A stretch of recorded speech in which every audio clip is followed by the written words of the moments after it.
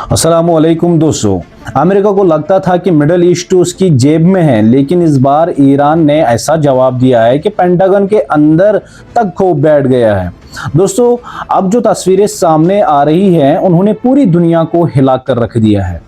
Iran के underground base से एक ऐसा एयर डिफेंस सिस्टम देखा गया है जो बिल्कुल रशिया के डेडली पेंटासर सिस्टम जैसा लग रहा है, और कहा जा रहा है कि इस सिस्टम ने अमेरिका ड्रोन्स और फाइटर जेट्स को टारगेट किया है।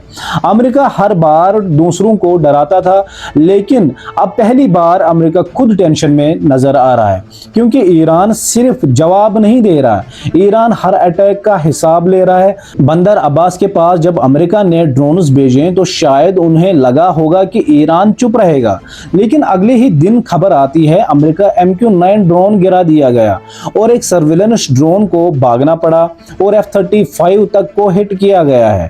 सोचिए, जिस अमेरिका का फाइटर जेट्स को दुनिया अनटचेबल बोलती थी, आज वही जेट्स ईरान के एयर स्पेस से जान बचाकर निकल रहे हैं। ये छोटी बात नहीं है, और अब असली क्लास यही से शुरू होती है। अमेरिका सालों से दूसरे मुल्कों पर सैंक्शंस लगाता रहा, उनके फंड्स रोकता रहा, उनकी इकोनॉमी तोड़ता रहा, लेकिन ईरान ने घुटने टेकने के बजाय अपना डिफेंस और ज्यादा डेंजरस बना लिया है।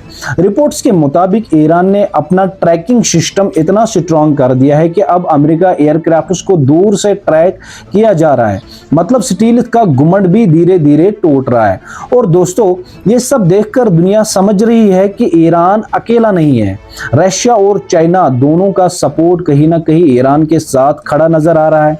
टेक्नोलॉजी, वेपन्स, ट्रैकिंग सिस्टम, सब कुछ रैपिडली जो है वो अपग्रेड हुआ है। इसीलिए 90 दिन के बाद अमेरिका कोई क्लियर विक्ट्री नहीं दिखा पाया। सीज फायर की बातें हो रही हैं, मीटिंग्स हो रही हैं, लेकिन ग्राउंड रियलिटी ये है कि अमेरिका को भी समझ आ गया है ईरान को तोड़ना इतना आसान नहीं है। हार्मुज स्ट्रेट में भी ईरान का प्रेशर लगातार बढ़ रहा है। रिपोर्ट्स के मुताबिक एक अमेरिकन टैंकर को वार्निंग के बाद वापस मुड़ना पड़ा। IRGC स्पीड बोट्स ने सीधा एक्शन लिया और फिर सवाल उठने लगे, आखिर ईरान हर मोमेंट ट्रैक कैसे कर रहा है? अमेरिका को लगता था सिर्फ उसके पास सर्वेलेंस पावर है, लेकिन अब गेम उल्टा पड़ता दिख रहा है। ईरान ने दिखा दिया, अगर कोई मुल्क तैयार हो जाए तो सुपर पावर को भी चैलेंज दिया जा सकता है। और अब बात सिर्फ मिसाइल्स या ड्रोन्स की नहीं है, बात ईगो की हो चुकी है। एक तरफ डोनाल्ड ट्रंप प्रेशर बना रहे हैं, दूसरी तरफ ईरान कह रहा है न यूरेनियम सरेंडर होगा, न हम अपने फंड्स छोड़ेंगे। ईरान का कहना है पहले हमारे बिलियंस वापस करो या फिर हमारे नुकसान की भरपाई करो, क्योंकि अटैक्स में इंफ्रास्ट्रक्चर बर्बाद हुआ है, हॉस्पिटल्स हिट हुए, बिल्डिंग्स तबाह हो चुकी हैं, और अब ईरान ओपनली कंपनसेशन की डिमांड कर रहा है।